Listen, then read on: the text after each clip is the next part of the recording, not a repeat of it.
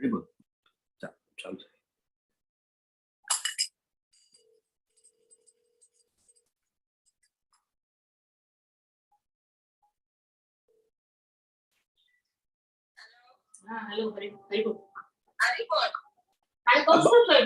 बारणू बंद कर दे.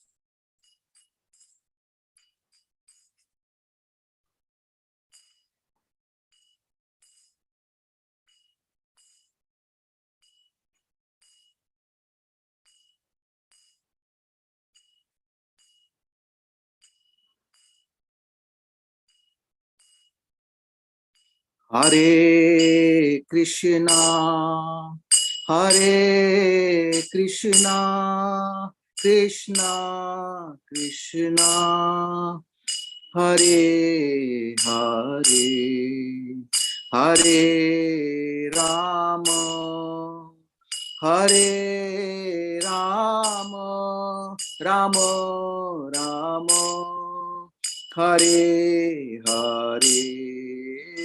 Hare Krishna, Hare Krishna, Krishna Krishna, Hare Hare, Hare Rama, Hare Rama, Rama Rama, Hare Hare.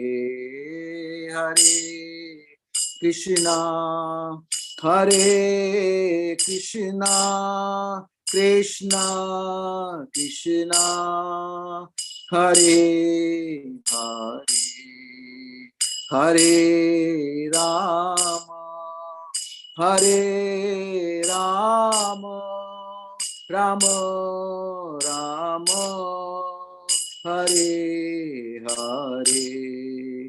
Hare Hare Krishna, Hare Krishna, Krishna Krishna, Hare Hare, Hare Rama, Hare Rama, Rama Rama, Hare Hare. Hare Krishna, Hare Krishna, Krishna Krishna, Hare Hare, Hare Rama, Hare Rama, Rama Rama, Hare Hare, Hare Krishna, Hare Krishna, Krishna Krishna, Hare Hare, Hare Rama, Hare Rama, Rama Rama, Hare Hare, Hare Krishna, Hare Krishna, Krishna Krishna, Hare Hare, Hare Rama, Hare Rama, Rama Rama, Hare Hare, Hare Krishna, Hare Krishna, Krishna Krishna, Hare Hare, Hare Rama, Hare Rama, Rama Rama, Hare Hare, Hare Krishna, Hare Krishna, Krishna Krishna, Hare Hare, Hare Rama, Hare Rama, Rama Rama, Hare Hare, Hare Krishna, Hare Krishna, Krishna Krishna, Hare Hare, Hare Rama, Hare Rama, Rama Rama, Hare Hare.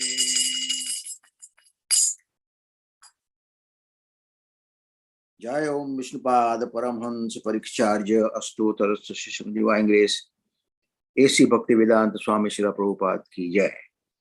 Jai Om Vishnupad Paramhans Parikcharya Astotar Divine Grace Bhakti Siddhanta Saraswati Goswami Maharaj Prabhupada ki Jai. Ananta Koti Vaishnava ki Jai. Namacharya Haridas Thakur ki Jai. प्रेम से कहो श्री कृष्ण चैतन्य प्रभु नित्यानंद श्री अद्वैत गदाधर शिवासदि गौर भक्तवृंद की जय। श्री श्री राधा कृष्ण गोप गोपीनाथ श्याम कुंड राधा कुंड गिरी गोधाम की जय।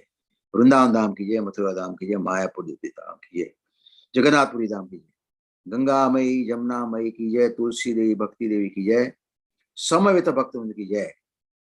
All glories to assembled devotees. Hare Krishna. All glories to the assembled devotees. Hare Krishna. All glories to the assembled devotees. All glories to Shri Guru and Gaurang. Jai, Jai. Thank you so much, Mahesh Pandit Prabhu. Jai, Jai, Jai.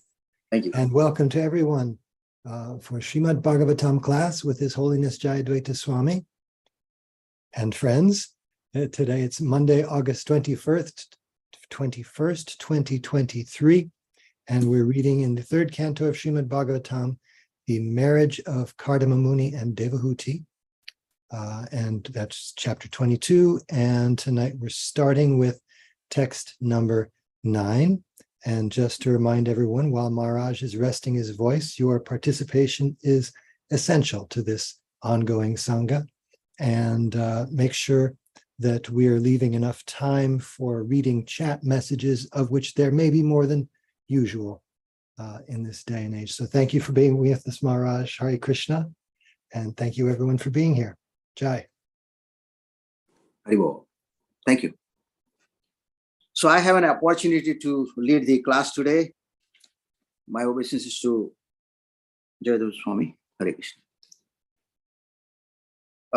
Canto number 3, chapter 22, text number 9. Priyavrato uttanapado swaseyam duhita mama anvichatti patim yuktam vayashila gunadibhi. Translation. This is King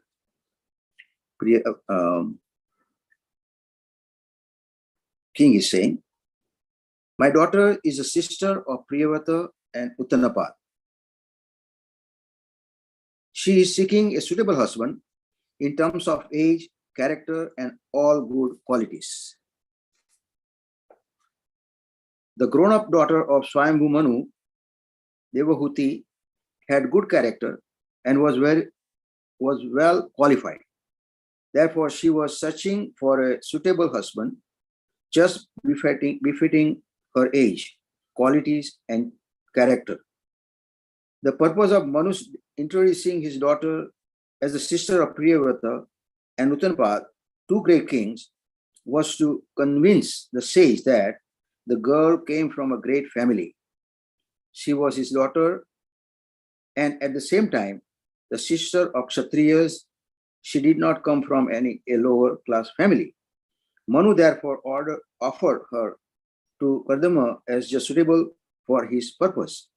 It is clear that although the daughter was mature in age and qualities, she did not go out and find her husband independently. She expressed her desire for a suitable husband corresponding to her character, age, and quality. And the father himself, out of affection for his daughter, took charge of finding such a husband. Om Ajnanatimirandasya Jnananjana Shalakaya Chakshurunmitim Tasmai Shri Guruve Namaha. Shri Chaitanya Manobhishitam Stapitam Yena Bhutale Swayam Rupakada Mahyam Dadati Sapadatikam Vandeham Shri Guru Shri Jutapada Kamalam Shri Gurun Vaishnavamsya Shri Rupam Sagrajatam Sahagana Raghunatham Tam Sajivam Sadvaitam Savadutam Parijana Sahitam Krishna Chaitanya Devam Shri Radha Krishna Padan Sahagana Lalita Shri Vishakhantitamsya. He Krishna Karuna Sindhu Dinabandhu Jagatpate Gopesha Gopika Kanta Radha Kanta Namasute Tapta Kanchana Gaurangi Radhe Vrindavaneshwari Rushabhanu Sute Devi Pranamami Hari Priye Vancha Kalpatarubhyasya Krupa Sindhu Bhyevacha Patitanam Pavanebhyo Vaishnavebhyo Namo Namah. Jai Shri Krishna Chaitanya Prabhu Nityananda Shri Advaita Gadadhar Shivasadi Gaur Bhaktivinoda. Hare Krishna Krishna Krishna Hare Hare Hare Ram Ram Ram Hare Hare. So as we saw, as we read earlier, Swayambhu Manu and his wife with his daughter came to this place where Kardama Muni was staying. And now he's offering his daughter to Kardama Muni. And in the purport, he makes it clear that her daughter is not an ordinary personality. She is a sister of two great kings, Uttanapad and Priyavrata.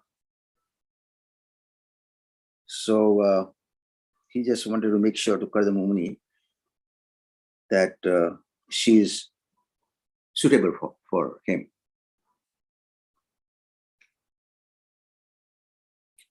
Okay, I'm going to request Panchatattva Prabhu to keep eye on the chat box and also what Maharaj has to say. So please keep eye on that. Any comments or question?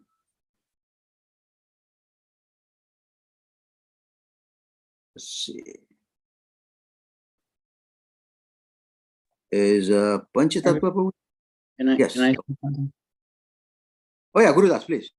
Hare Krishna. Hare Krishna, thank you. Obeisances to Maharaj and to the devotees. I was going to write this, but it's such a slow typist. I was just thinking how wonderful it is we get this sublime understanding as Vaishnavas that the wife gets, if the wife is faithful to the husband, all of the husband's advancement in devotional life is transferred to her. She gets the benefit of it. We can realize this even if we are not married. When we experience a darshan of the Lord, where the pujari is making the offering and the kirtan leader is singing, and we also get the benefit, even though we're not doing anything other than standing and seeing the Lord. We're getting the benefit of the service that the pujari is doing, and we're getting the benefit of the being fully engaged in the kirtan. When we hear Srimad Bhagavatam class, it's the same thing. It's a wonderful understanding that we share in the reward, so to speak, of those that are doing the more confidential service. It would take me a year to write that, so I just thought I'd say it. Great. Thank you, Gurudas. Saraswati Mata has hands up. Koti Koti pranams to everyone. So it's interesting here that Swambhu Manu has highlighted that Devahuti's, she has two powerful royal brothers and she's a beloved sister. So not only is she protected by her father, but two loving brothers as well. And he makes it quite clear that she is not coming from a lower class family. And from my understanding, I think a girl in the Vedic times, she could only marry either in her equal station or above, which in Devahuti's instance, it would be either Kshatriya or a Brahmin.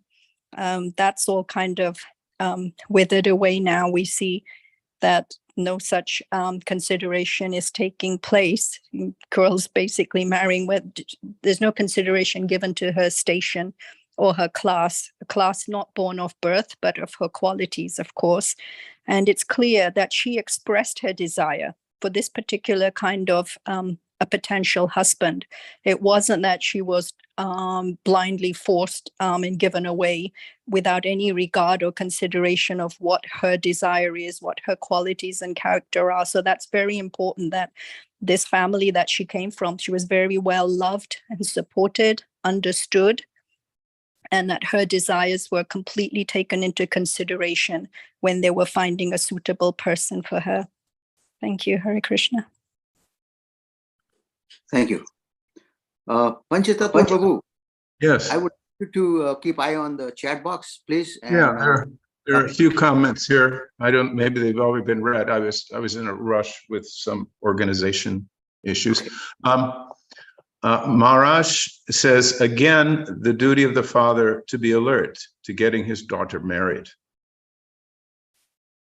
And Akendra writes, such a stark contrast to present day combinations. No thought of the consequences for ourselves or the world. And then Maharaj comments, I like how he promotes the family not by speaking about her father, but about the brothers. Humble and cultured way to do it.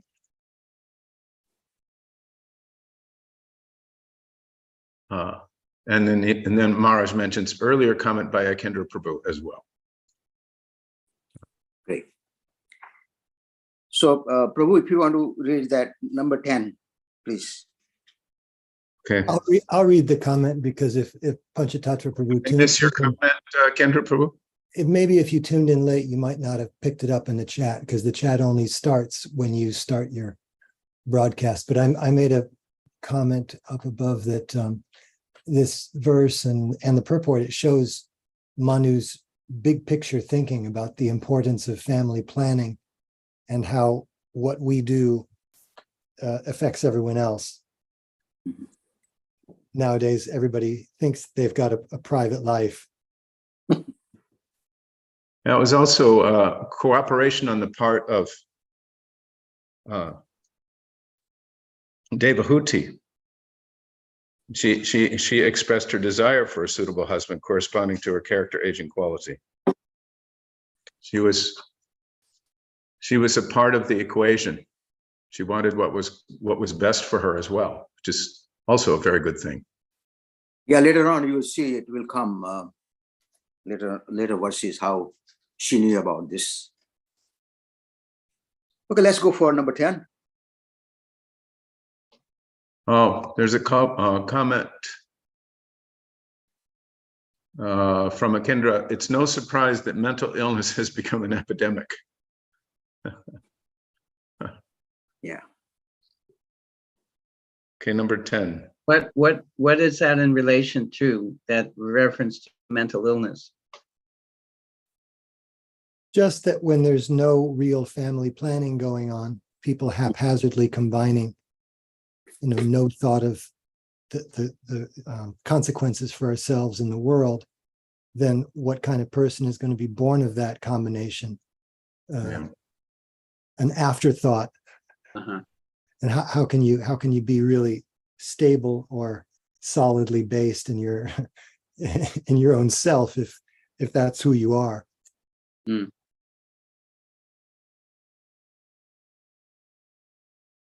Thank you. Next, Text number 10. And Maharaj says, Sankaro Narakaya Va.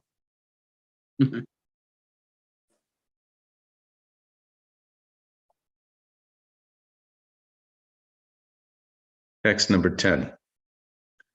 Yadatu bhavata shila shruta rupa vayogunan ashrino narada desha tvayasit krita nishchaya. The moment she heard from the sage Narada of your noble character, learning, beautiful appearance, youth, and other virtues, she fixed her mind upon you. Purport. The girl Devahuti did not personally see Kardama Muni, nor did she personally experience his character or qualities, since there was no social intercourse by which she could gain such understanding. But she heard about Kardama Muni from the authority of Narada Muni. Hearing from an authority is a better experience than gaining personal understanding. She heard from Narada Muni that Kardama Muni was just fit to be her husband. Therefore, she became fixed in her heart that she would marry him, and she expressed her desire to her father, who therefore brought her before him.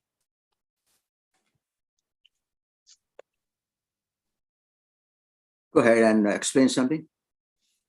Well, here's the cooperation of daughter with father, the emphasis on hearing being more important than one's personal experience. And I would add from my own point of view, especially when it comes to hearing from higher authorities, you take their guidance with deference, not just as another factor to be considered. In the case of Devahuti, she said, "Okay, this is what I've heard from Narada Muni. I accept it. This is best for me." Great. Maharaj has a comment.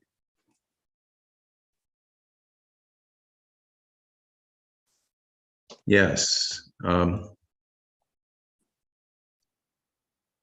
First, Maharaj, in reference to the previous Sanskrit phrase, Sankara Narakayaiva, Maharaj says the Varna Sankara population makes the world hellish.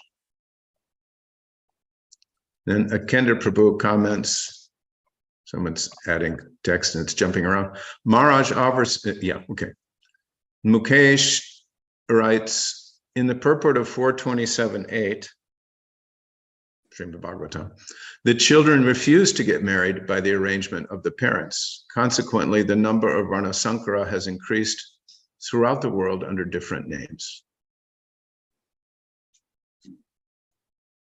Saraswati has hands up.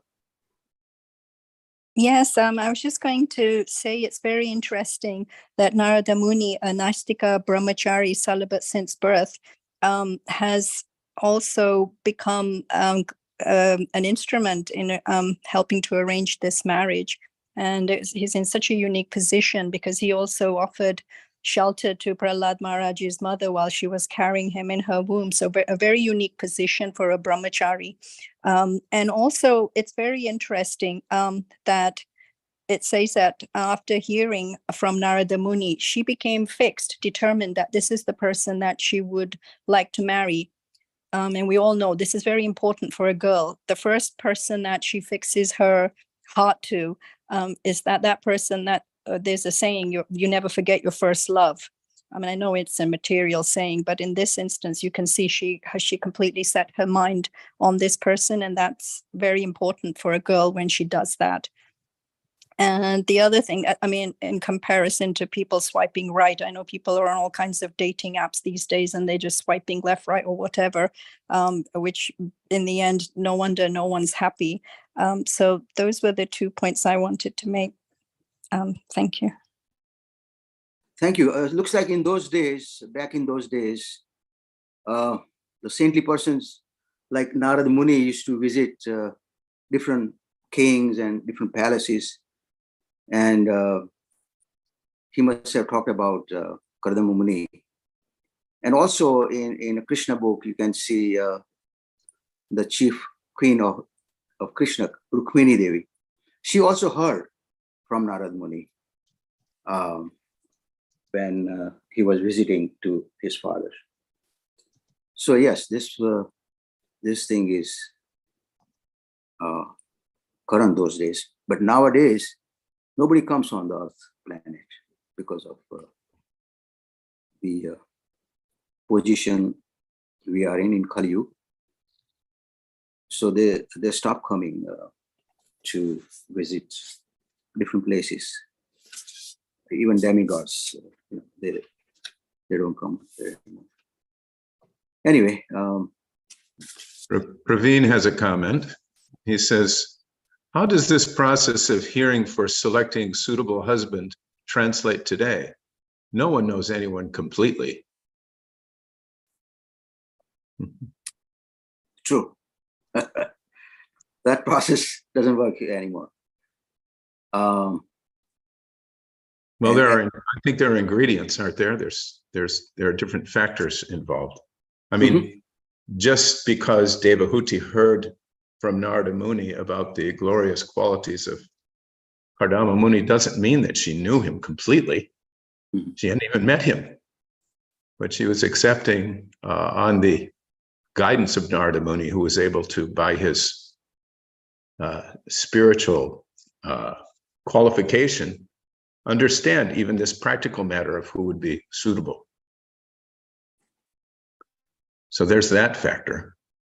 Of course, finding persons who have those kinds of qualifications, that's an issue. You have a broken system, you have broken results. Maharaj has a comment.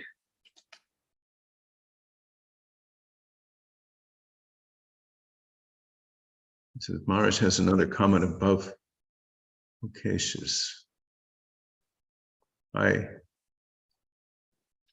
yes, well, Maharaj, it was repeated by someone else. That's also how Rukmini became attracted to Krishna, by hearing about him. We think you covered that, Mahesh Pandit Prabhu. Then Tulsi Priya has a comment. Yeah, Tulsi Priya says, seems there was a very high level of trust in authority, which is sadly lacking today. Sri Narada's word was as good as gold because he was authentically the well-wisher of everyone and was full with transcendental knowledge. He was not self-interested in the least.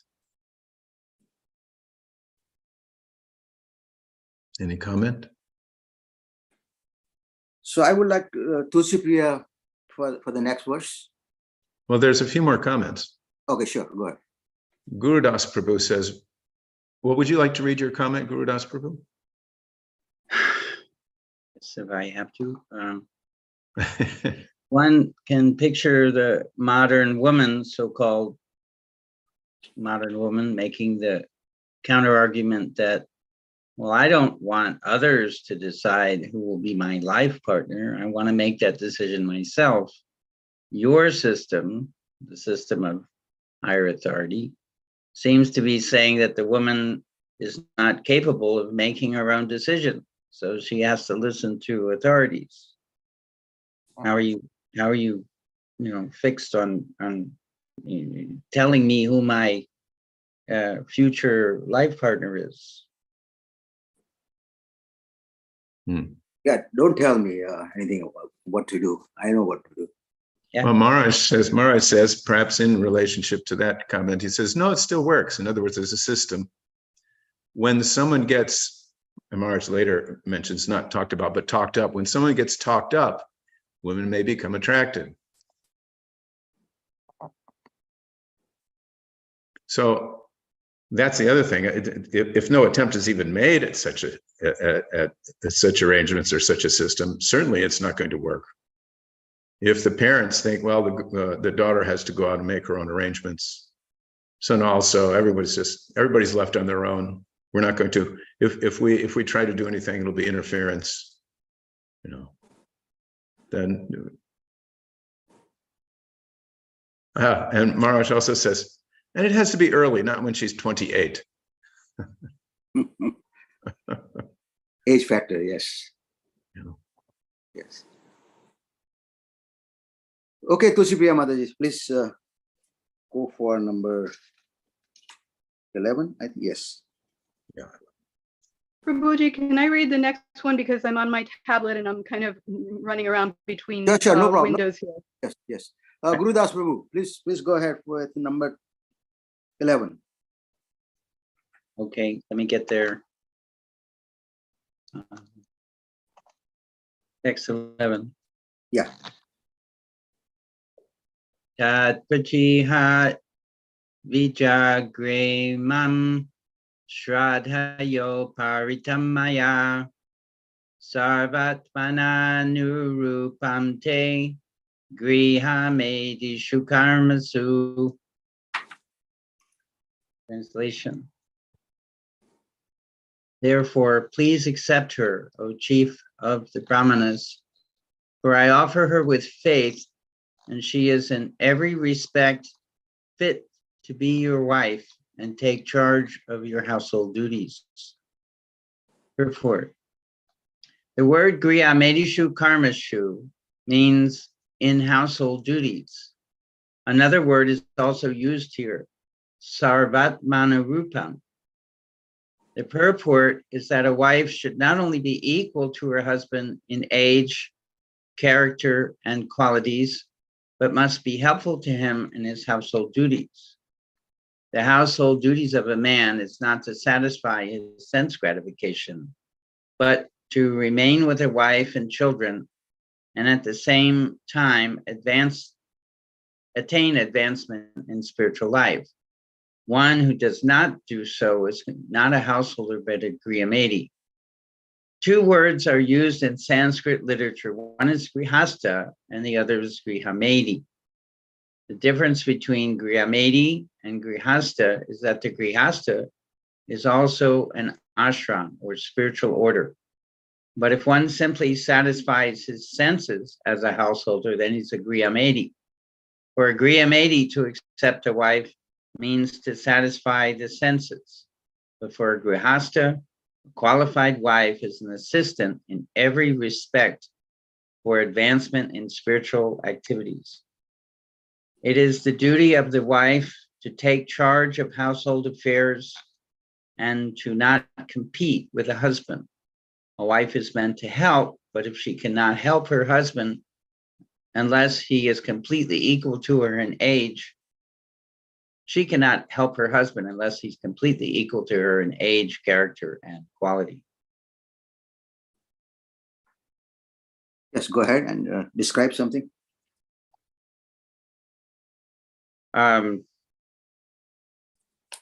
Just stating the obvious that Prabhupada is making a clear distinction between grihasta life and griyamedi life. In so much of his preaching, Prabhupada urges we or his followers to not be take up griyamedi life and become attached to material things, material sense gratification, which is a very extremely strong force in family life, is to become overly attached to friends and family and wife and material things that make up the household.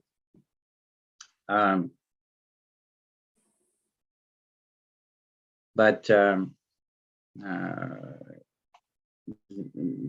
Prabhupada emphasizes in other places that a grihasta who follows the principles strictly is as good as a sannyasi or pure devotee. And we have examples in our parampara of this. Bhaktivinoda Thakur is especially stands out. Hare Krishna. That's all I have to. Thank you. Tulsi Priya has a hand up. Hare Krishna. Yeah, I was just I was struck by the purport where it says she does not compete with the husband and she has to be equal to him in age.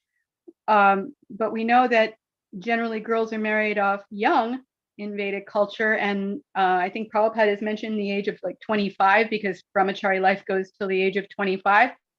So it seems to indicate that let's round up to the age of 15 for a girl to get married. A 15-year-old girl is the equal of a 25-year-old young man, which makes sense because when you look at you look at culture even now, girls are generally a lot more together and with it when they're in their early teens than young boys are. Young boys are frequently dolts, and young girls kind of can handle themselves to some degree. They're a little more on the ball. So it seems that this disparity in age is not necessarily to the detriment of the girl, because people say it's a matter of common wisdom that girls mature faster than boys. And there's something else. What was it? I can't remember right now. But anyways, if I remember it, I'll come back to it. But it just seems that and competition. That's what it was. You hear now that women can be found in greater numbers in universities, and they're excelling men in so many material spheres. And at the same time, we're finding greater and greater numbers of young men who are just completely at a loss in life, and they don't have any real purpose. That's why you have people like Jordan Peterson and and on the other side of the spectrum, Andrew Tate, who's a horrible person, and boys are trying to get guidance from these people because they just feel completely useless because women have outstripped them in so many areas in the material sphere. So it's interesting that Prabhupada mentioned that women shouldn't compete with men, and the funny thing is that women have outstripped men, at least externally. And yet women get into high positions in let's say the corporate world, only to give it all up by a certain age because they want to go home and have children and be with their children. So all of that excellence, career excellence, turns out to be kind of wasted. I don't want to say wasted, but maybe wasted, because what positions that would have gone to men have gone to women, and then the women give them up to go home and have children. So it seems like things are a little topsy-turvy when you have a lot of competition between men and women, only for women to give up the positions that they win to do what they were going to do all along anyways, which is to have children and stay home. Okay, Gurudas, you go ahead. I was just picking up on the very first part of what Tulsi Priya Mata was saying about age, equal in age, character, and quality. I think it's pretty much of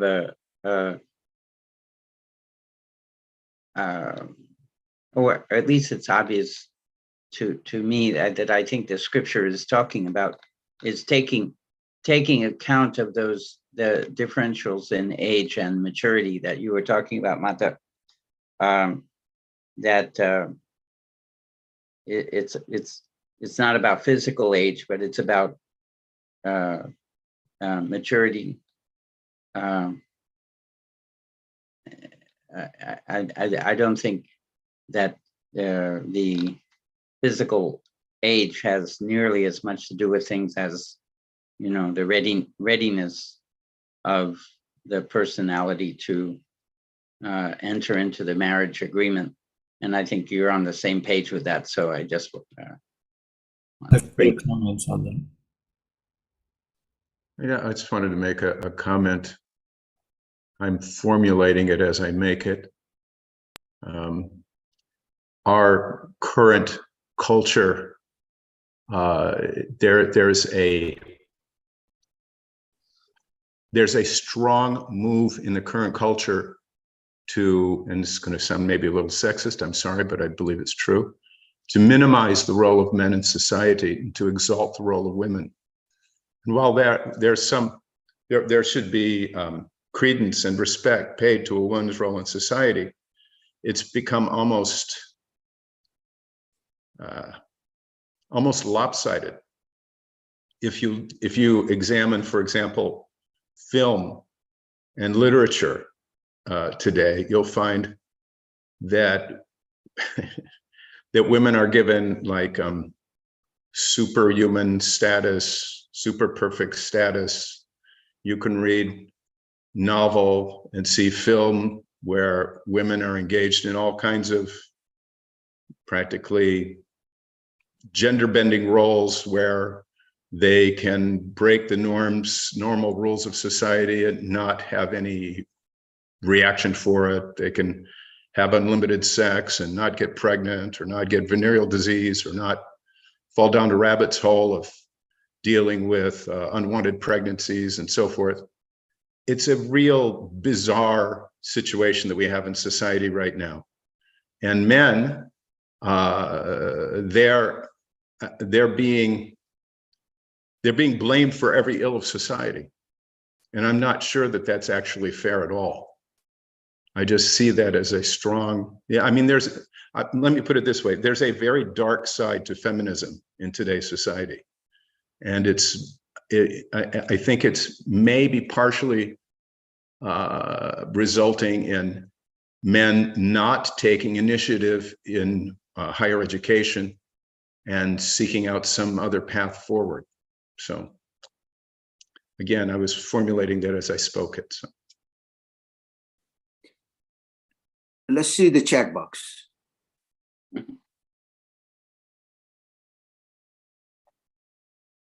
Maharaj earlier mentioned anurupa. It's a word from the verse, suitably matched. For a 15-year-old girl, a 25-year-old boy is suitably matched. Praveen says, as Maharaj has mentioned, the physical age matters for marriage. Mukesh writes, in a letter to Mr. Loy, 7th of November, 1972, Prabhupada writes, quote, it is when people are a little grown up, when they have got little independence and their own ways of doing things, then if they marry, there is often difficulty to adjust, just as it is more difficult to bend the bamboo when it is yellow. And Maharaj mentions, men should take the real way out, stay brahmachari. Tulsi Priya writes, they could be superheroes in movies and beat up men twice their size. Yeah, that I was kind of alluding to that. It's just kind of absurd. The role playing in today's culture has just become bizarre.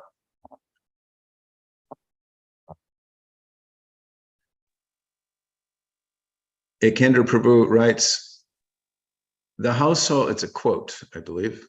Anyway, there's quote marks there. The household duty of a man is not to satisfy his sense gratification, but to remain with a wife and children, and at the same time attain advancement in spiritual life. This runs counter to every popular contemporary materialistic notion of family life. That's right. It's a quote from the purport. Go ahead, Saraswati Mataji. I just wanted to say that where it says that it is the duty of the wife to take charge of household affairs, this is completely true. She's the glue that holds the family together.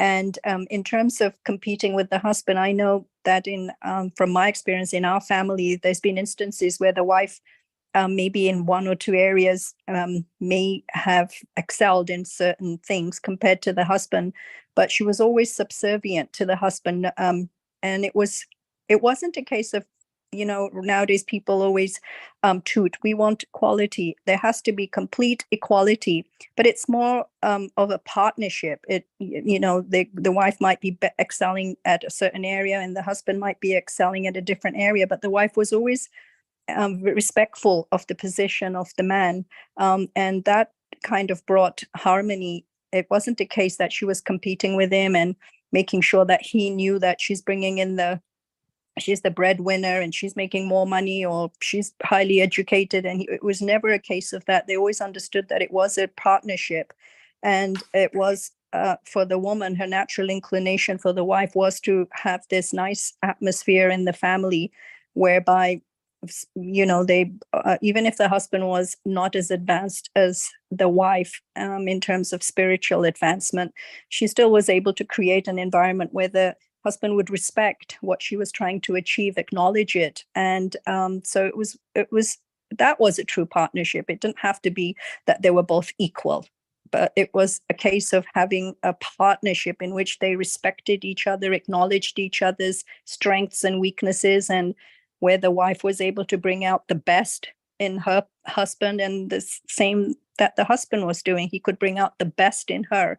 So that was what they were also trying to achieve while they were making spiritual progress. And also, I wanted to say something about the last verse. I actually know of a person who spent his entire life arranging marriages. I think maybe hundreds of marriages this person arranged. It wasn't that this was his profession, but it was something that he was successful at. And so his brain was like a computer. He knew which daughter, what age, what character, qualities, what would be suitable. And people used to come, literally families used to come to him and say, oh, this is our daughter, you know her. You've taken the time to get to know the family. You know what kind of a daughter-in-law or a son-in-law would make the best person for both families. So he actually arranged hundreds of marriages, and they were all successful, to my understanding. Thank you. Tulsi Priya, you have hands up. Yes, Prabhuji. I was just thinking, there's a Chinese saying, which I haven't been able to verify, but I've known it for a long time, and I really like it. It says, a thing taken to its extreme becomes its opposite. And I think it kind of is sort of spoken expression of the yin yang symbol. But it's funny because nowadays one of the top issues of the time in our society is the whole transgender issue. And there's kind of a backlash against it now because, and surprisingly, the backlash is coming most vociferously from women who are extreme feminists, because they feel like there are many men who are trying to present as women and live as women, and they say now they're invading our spaces. They want to be in our changing rooms. They want to be in our gyms. They want to be in our and they're in an uproar. And so there's this culture war going on between radical feminists and transgender men.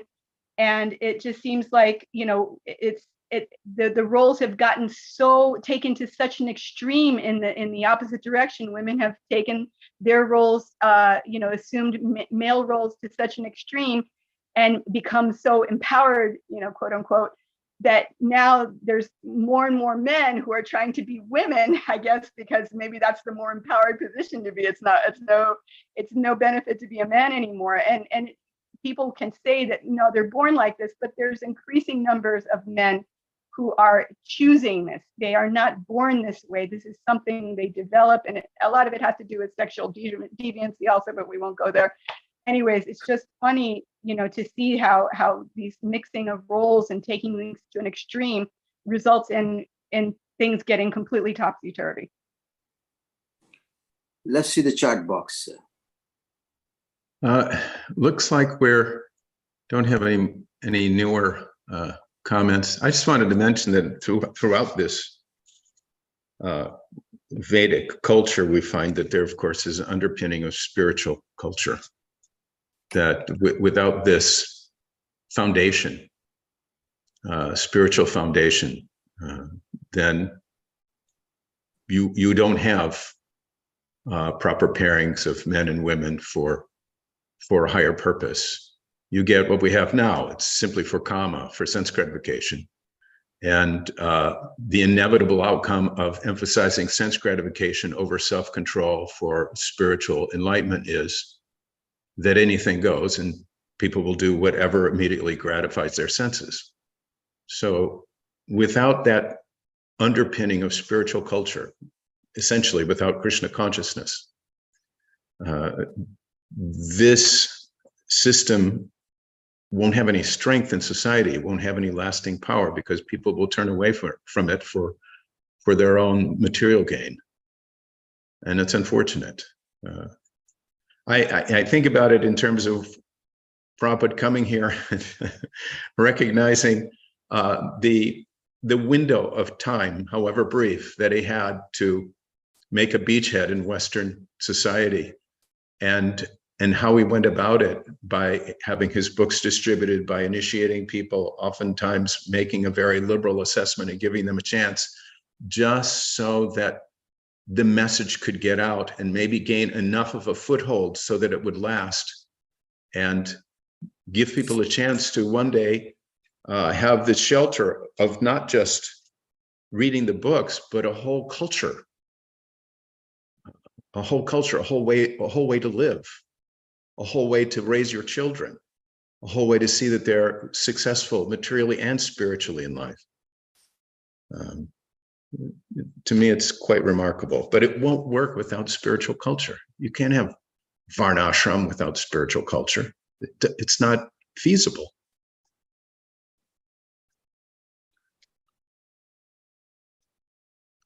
Maharaj asks, one more verse? Yes. I would like Mukesh Prabhu.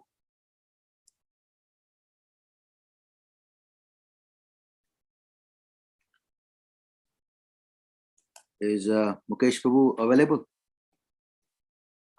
If not, then Surbhi Priya Mataji.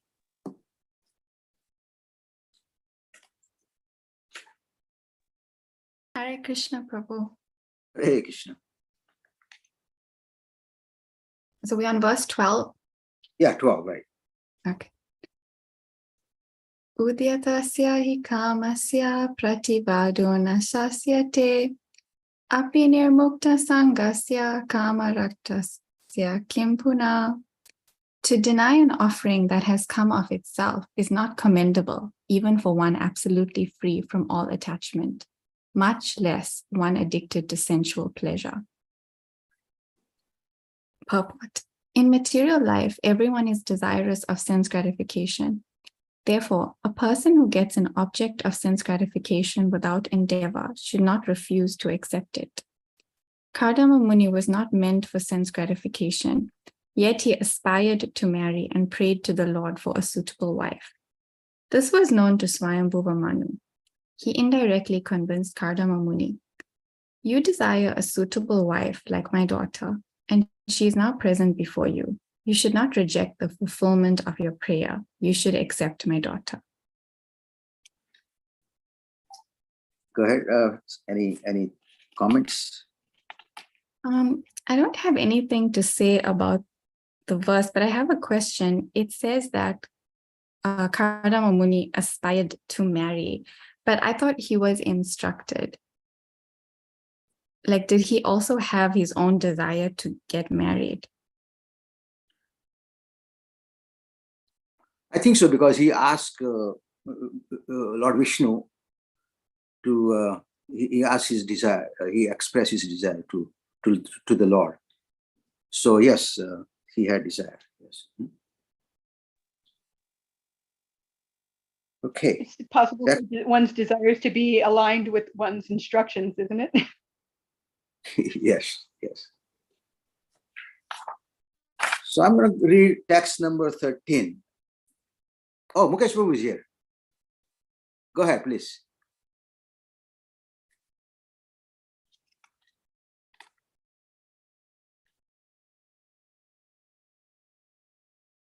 Okay. Maybe anybody else? Let's see. Just a second. Give me. Yes, go ahead. We'll wait.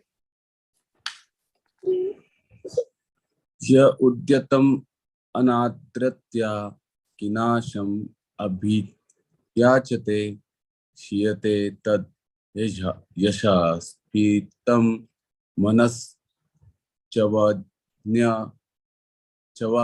हता. One who rejects an offering that comes of its own accord, but later begs a boon from a miser, thus loses his widespread reputation, and his pride is humbled by neglectful behavior of others. Purport. The general procedure of Vedic marriage is that a father offers his daughter to a suitable boy. That is a very respectable marriage. A boy should not go to the girl's father and ask for the hand of his daughter in marriage. That is considered to be humbling one's respectable position. Swayambhu Manu wanted to convince Kardama Muni, since he knew that the sage wanted to marry a suitable girl. I am offering just such a suitable wife. Do not reject the offer, or else, because you are in need of a wife, you will have to ask for such a wife from someone else who may not behave with you so well. In that case, your position will be humbled. Another feature of this incident is that Swayambhu Manu was the emperor, but he went to offer his qualified daughter to a poor Brahmana. Kardama Muni has no worldly possessions. He was a hermit living in the forest, but he was advanced in culture. Therefore, in offering one's daughter to a person, the culture and quality are counted as prominent, not wealth or any other material consideration. Go ahead, bro. What do you think? I think that like it's more about the family lineage and upbringing and the culture values from a particular family. Like it shows about the uh, overall moral and ethical background from a family. Like in India, still it is prevalent where like the people see the khandan or like where say they come from a good lineage where they have a good reputation of good value systems in their family. Good, good. Okay, I'd like to- Saraswati, next, please. I'd like to make a comment. Oh, sure, go ahead. Yeah, I can perceive that Swayambhuva Manu is really trying hard to convince Kardama Muni. I'm reminded of that expression that Prabhupada used. He talks about the various obligations and duties that one can be relieved of when they become fully Krishna conscious. But then he mentions one called Kanyadai. Kanyadan, yes. This Kanyadai is one that has overarching importance. And if one is a father of such a young girl that is coming of marriageable age, he has no other recourse. He must make sure that the daughter gets a suitable husband. Kanyadai. And Swayambhuva Manu is not being any sort of slouch in this regard. He's trying to, he's saying, if you don't do this, if you do this, this is very respectable. You don't do this, you're going to be put in an unfortunate situation. And then in the next verse, he's continuing his argument. He's making a strong argument to Kardama Muni. I think we can understand the psychology. Even though we're talking about a very great personality, we can understand the psychology very well from these three verses. It's very instructive. You can see the father's heart here. Yeah. Hey, make sure you get married. I'm bringing her over here. So that's Don't miss your chance. This yes. Anything on your chat? best.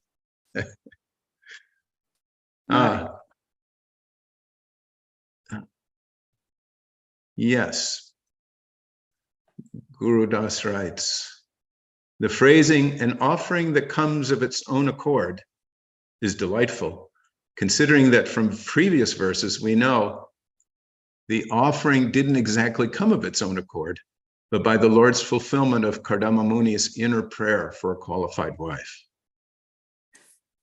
Okay, we are at the end of our time. So I would request Panchatattva Prabhu to lead the Kirtan, please.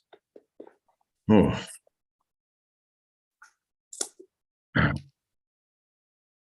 I'm giving break to Krishna Kantaya Prabhu. I'm giving you break. Hare Krishna, Hare Krishna, Krishna Krishna, Hare Hare, Hare Rama, Hare Rama, Rama Rama, Hare Hare, Hare Krishna, Hare Krishna, Krishna Krishna, Hare Hare, Hare Rama, Hare Rama, Rama Rama, Hare Hare, Hare Krishna, Hare Krishna, Krishna Krishna, Hare Hare, Hare Rama, Hare Rama, Rama Rama, Hare Hare, Hare Krishna, Hare Krishna, Krishna Krishna, Hare Hare, Hare Rama, Hare Rama, Rama Rama, Hare Hare, Hare Krishna, Hare Krishna, Krishna Krishna, Hare Hare, Hare Rama, Hare Rama, Rama Rama, Hare Hare, Hare Krishna, Hare Krishna, Krishna Krishna, Hare Hare, Hare Rama, Hare Rama, Rama Rama, Hare Hare, Hare Krishna, Hare Krishna, Krishna Krishna, Hare Hare, Hare Rama, Hare Rama,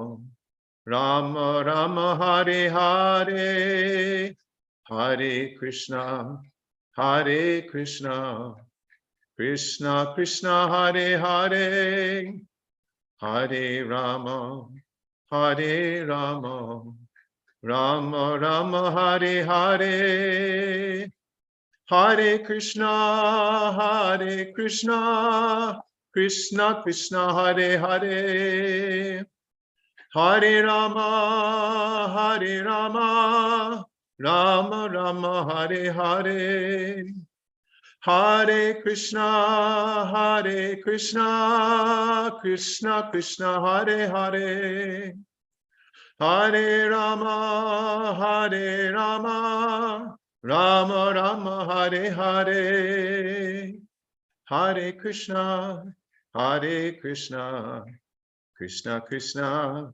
Hare Hare, Hare Rama, Hare Rama, Rama Rama, Hare Hare, Hare Krishna, Hare Krishna, Krishna Krishna, Hare Hare, Hare Rama, Hare Rama, Rama Rama, Hare Hare, Hare Krishna, Hare Krishna, Krishna Krishna, Hare Hare, Hare Rama, Hare Rama, Rama Rama, Hare Hare. Go ahead with Brahma. Paramahamsa Privrajagacharya Stotra Sata Shri Srimad, His Divine Grace, Srila A.C. Bhakti Vedanta Swami Prabhupada Ki Jai. Jai Om Vishnupad Paramahamsa Privrajagacharya Astotra Sata Shri Srimad, His Divine Grace, Srila Bhakti Siddhanta Saraswati Thakur Maharaj Ki Jai. Ananta Koti Vaishnav Brinda Ki Jai. Namacharya Srila Haridas Thakur Ki Jai. Prem se kaho Shri Krishna Chaitanya Prabhu Nityananda Shri Advaita Gadadhar Shri Vasadi Gaura Bhakta Vrinda ki jai.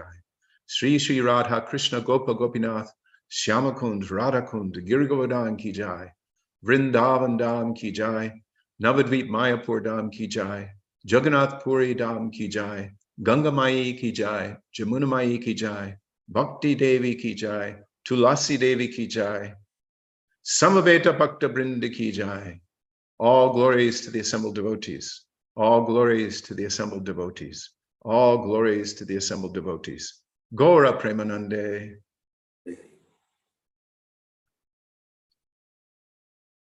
Thank you, Maharaj. Thank you, Gurudev.